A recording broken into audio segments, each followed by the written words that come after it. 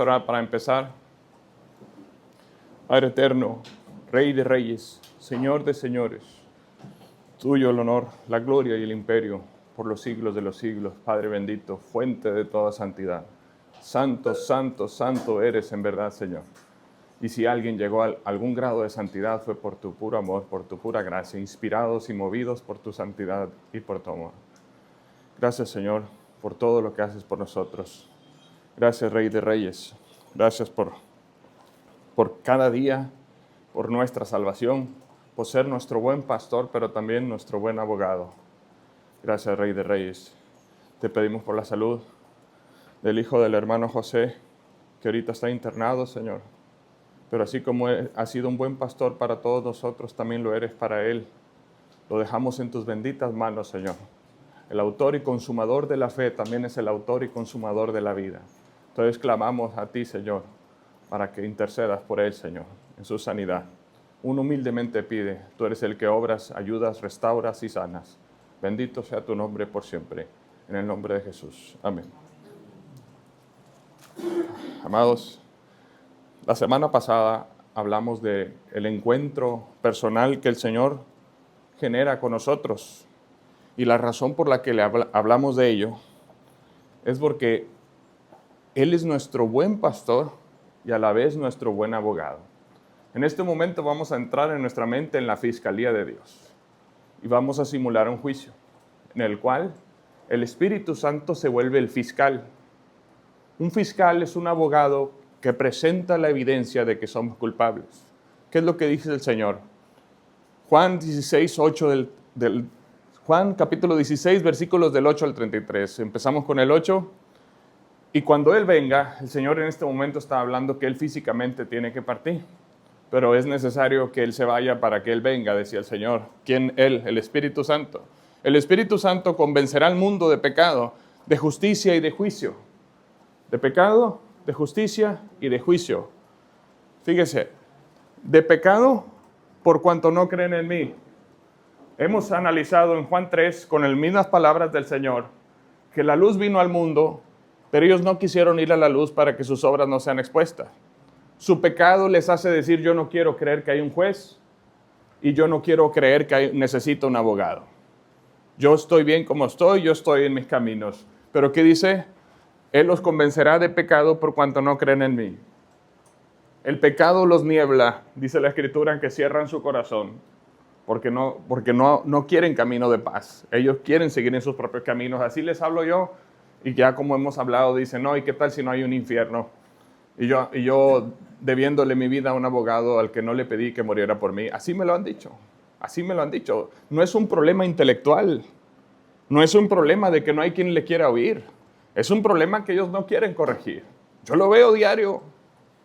Yo fui uno de ellos alguna vez. Entonces, convencerá al mundo de pecado por cuanto no creen en mí. De justicia por cuanto yo voy al Padre. Fíjese, hay poca gente que quiere hablar de este tema porque no lo entiende. Está muy sencillo.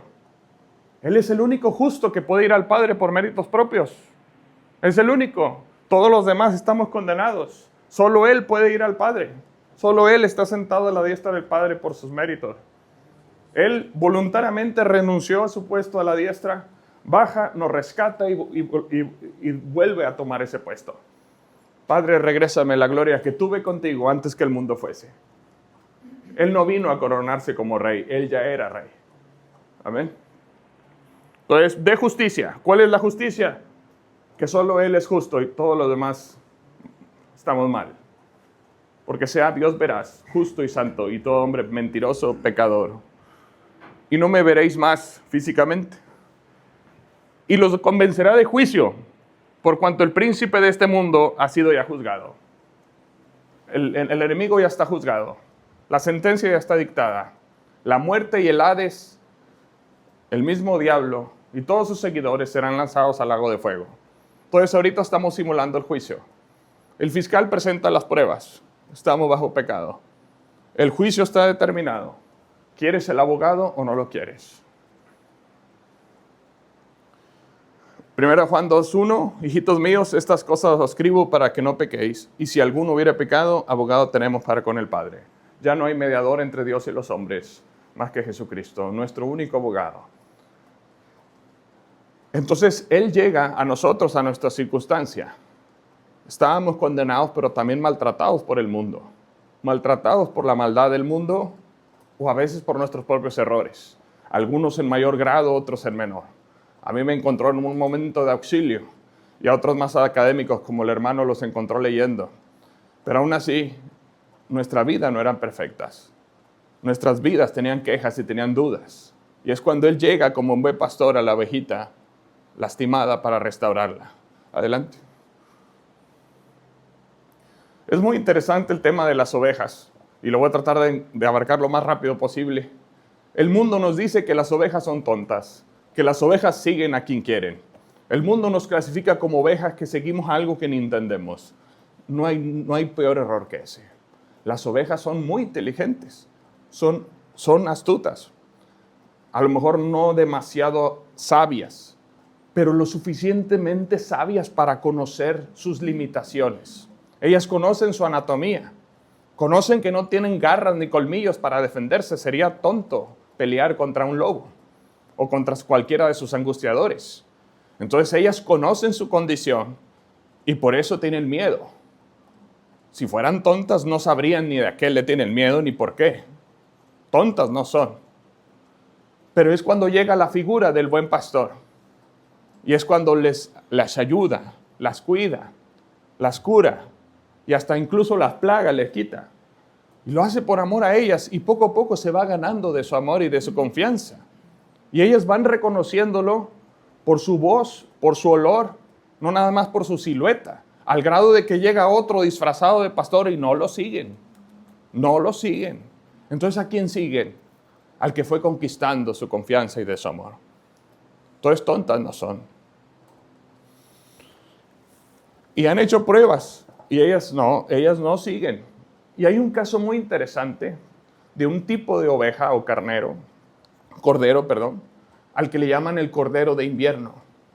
Ese cordero de invierno en zonas frías nacen cuando está muy frío y muchas veces el propio rebaño lo rechaza, hasta su propia madre, porque saben que cuidarlo, atenderlo y alimentarlo en una temperatura tan fría es un suicidio. Entonces prefieren no hacerlo, dan por hecho que se va a morir y lo hacen a un lado. Porque ¿de qué sirve ir por él si se va a morir y a lo mejor va a matar al que va a alimentar? Pero ahí es donde entra el buen pastor, el que llega hasta donde está el cordero de invierno, lo levanta y lo lleva hasta su casa, y en su casa lo pone cerca de la chimenea para que el calor le revuelva su temperatura, lo mantenga en temperatura y además el pastor lo esté alimentando con biberón. Esa oveja de invierno, ese cordero de invierno, se vuelve el que más ama y el que más sigue al pastor. Y se vuelve como una oveja de faldera que está pegada al pastor todo el tiempo. Es la primera que llega cuando el pastor habla. La primera que se alegra cuando escucha la tonada de su voz. ¿Por qué? Porque sabe que sin el pastor ella estaría muerta. Porque sabe que nadie tuvo el amor para alcanzarlo más que él. Entonces, esa probabilidad de muerte y esa condición se convirtió en ese amor correspondido por aquel que vino hasta ella. Somos ella, somos esa oveja de invierno. La oveja se piensa que es un animal tonto, pero no es así. Sí es el animal más ansioso del mundo, pero su paz no depende de ella misma, sino depende de la presencia del pastor. El Salmo 23 narra de una oveja que ha entrado en el reposo en la fe. Es lo que vemos, una oveja confiada en su pastor. Hemos hablado antes del reposo en la fe. El reposo en la fe es confiar en lo que Él dice y hace y es. Si Él está conmigo, voy a vencer. Si Él está conmigo, Él va a cumplir. Y Él me va a salvar. Y Él me va a rescatar. Nuestra confianza de salvación perpetua no está en función de otra cosa más que en saber quién es Él. No en que si yo soy o no soy elegido, no que si yo o esto o aquello, no que si yo soy bueno o malo. Es que Él vino por mí. Me levantó y ahora me tiene en sus brazos. Y ahora nada ni nadie, ni lo alto ni lo profundo, ni lo creado me apartará de su amor. Si Él tuvo el amor de ir por mí cuando estaba muriéndome y condenado, cuando era un hijo de ira, ¿cómo no me va a sostener hasta el último día ahora que soy de su rebaño? ¿O será que el amor del pastor se acabará? Jamás. Un buen pastor, para que una oveja descanse, necesita quitar 4 puntos principales. Número 1, el miedo. Esa inseguridad, ese dolor, esa ansiedad que le da estar como ella es. Débil, frágil, con una anatomía que no estaba diseñada para defenderse. Entonces el pastor lo vence con su presencia, ganándose su confianza, mostrándole que él sí puede defenderla y que él la ama. Bienvenido. Número 2, la rivalidad. Otra cosa que le genera mucha ansiedad es cuando hay rivalidad dentro del mismo rebaño. Eso sucede, entre el mundo sucede eso. Pero el pastor llega y trata de romper esa rivalidad. Número 3, las plagas. Es otra de las cosas que le afectan mucho a la oveja. Es por eso que el pastor unge su cabeza con aceite para quitar la irritación y aparte ahuyentar cierto tipo de insectos.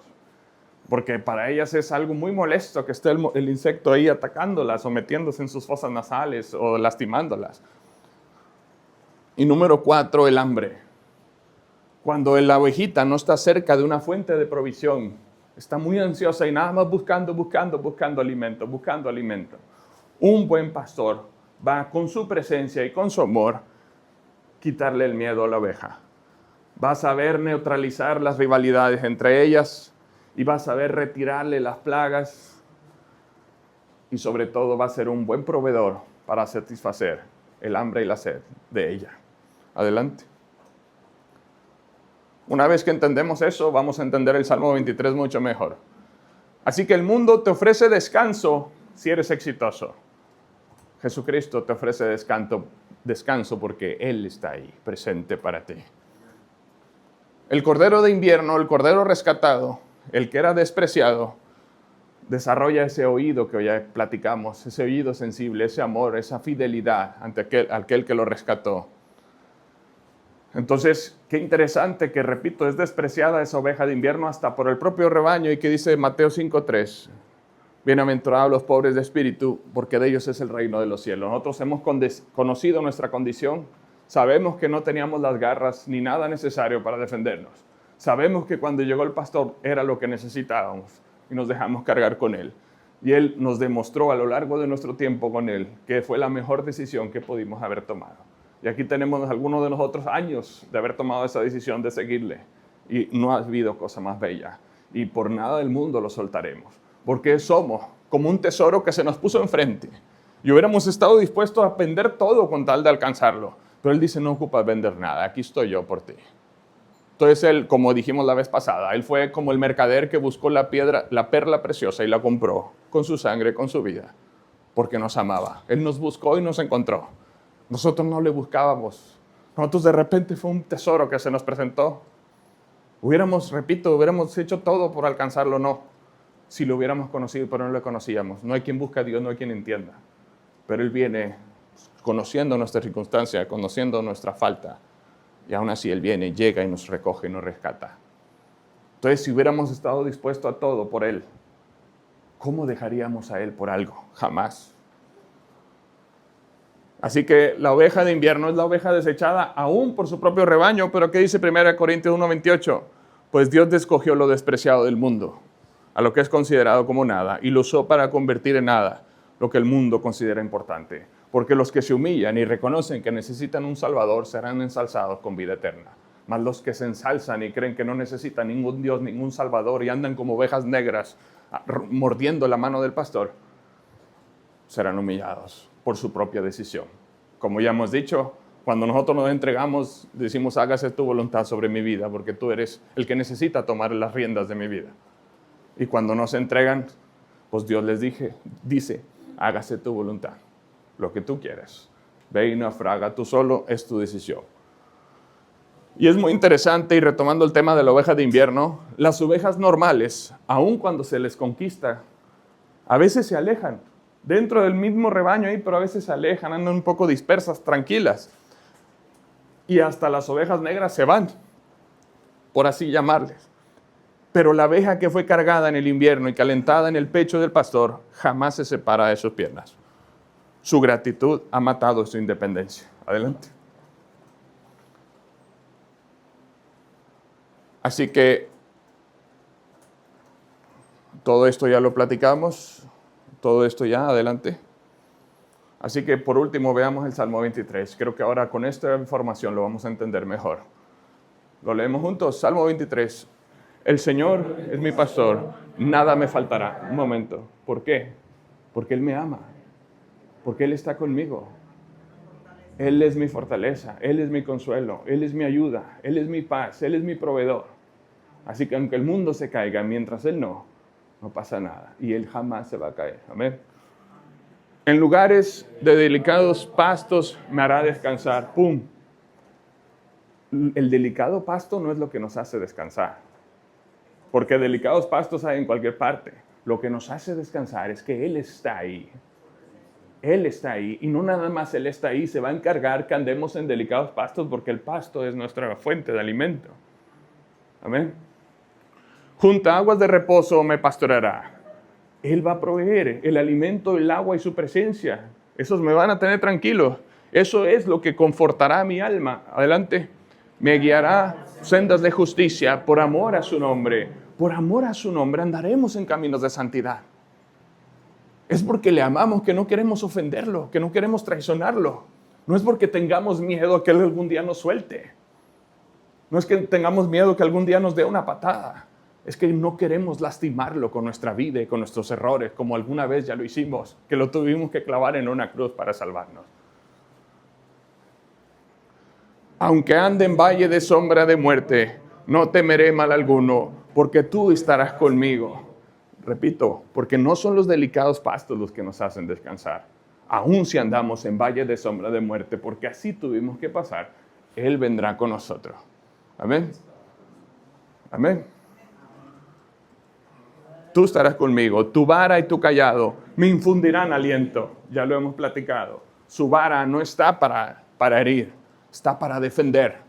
Y a lo mejor sí para corregir, pero nunca para herir. Porque una oveja lastimada no es la que quiere el Señor. Quiere una oveja corregida. Porque una oveja herida es presa fácil.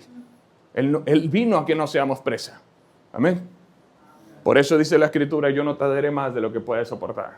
Amén. Y con su cayado nos muestra que está ahí no para castigarnos, sino para guiarnos, disciplinarnos, corregirnos. Aderezas mesa delante de mí, en presencia de mis angustiadores. ¿Qué dice esto? Él hace ver a mis angustiadores que no estamos solos, que Él está con nosotros, proveyéndonos. Y si no los destruye el primer instante es porque Él también quiere conquistarlos a ellos. Amén. Y tu amor, el amor al angustiador, es que quisieras que también fueran recogidos por Él.